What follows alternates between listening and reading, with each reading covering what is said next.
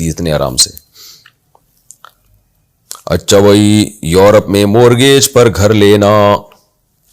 میں تقریباً 10 سال سے سویڈن میں ہوں اور کرائے پر رہ رہا ہوں جو وقت کے ساتھ کافی مہنگا ہوتا جا رہا ہے. میں نے یہاں کافی لوگوں کو دیکھا ہے کہ وہ مورگیج پر گھر لے لیتے ہیں جن میں 15% آپ کو اپنی جیب سے دینا پڑتا ہے, باقی 85% بینک دیتا ہے, اور اس میں ایک فکس مورگیج ہوتی ہے اور ایک ویریبل ہوتی ہے. تو کیا مورگیج کی یہ دونوں قسمیں ناجائز ہیں؟ اس بارے میں رہنمائی فرما دیں. عمران صاحب سویڈن سے. جی جب ابھی میرا سویڈن کا دورہ ہوا تو ہر آدمی کا یہی سوال تھا مورگیج پہ گھر لینا.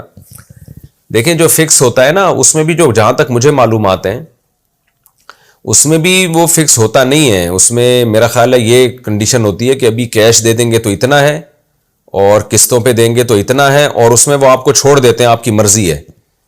تو یہ تو ناجائز ہے. لیکن اگر ایسا ہو نا کہ آپ سے معاہدہ یہ ہوا کہ آپ کیش پیمنٹ دیں گے تو گھر اتنے کا ہے اور قسطوں پہ لیں گے تو گھر اتنے کا ہے, مہنگا ہے, اور اسی وقت پھر آپ طے کر لیں کہ میں نے کون سی قیمت پہ لینا ہے, تو پھر جائز ہے یہ.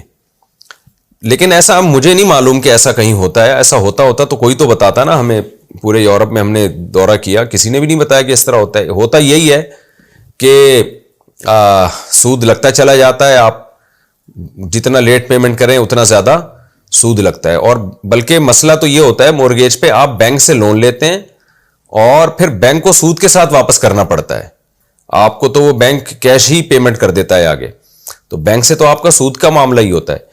تو اس لیے بہتر یہی ہے کہ آپ سب مل کے نا یورپ میں جتنے مسلمان رہتے ہیں ان کا یہ ذمہ داری ہے کہ اسلامک بینکنگ کو وہاں پروموٹ کرنے کی کوشش کریں. کینیڈا میں, یو کے میں, یو ایس اے میں اسلامک بینکنگ کھل گئی ہے. امریکہ میں بہت سے مسلمان ہیں جنہوں نے اسلامک بینکنگ یعنی شرکت متناقصہ کے ذریعے گھر بنا لی الحمدللہ.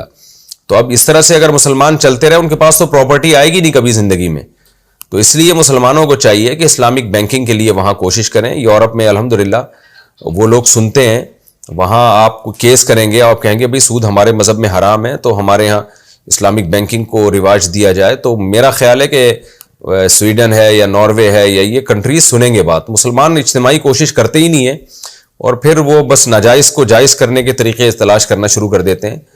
تو اس لیے آپ جیسے جتنے بھی یورپین لوگ ہیں مسلمان ہیں ان سے میں یہی کہوں گا کہ آپ لوگ یورپ میں اسلامک بینکنگ کو فروغ دینے کی کوشش کریں. گوروں کو اس طرف لے کر آئیں, آپ گوروں کو لالچ دیں, آپ بولیں بھائی بہت سارے لوگ تمہارے پاس اکاؤنٹ کھولیں گے اگر تم نے اسلامک بینکنگ کی بنیاد رکھ لی یہاں پہ, کیونکہ بہت سارے مسلمان سود سے بچنا چاہتے ہیں.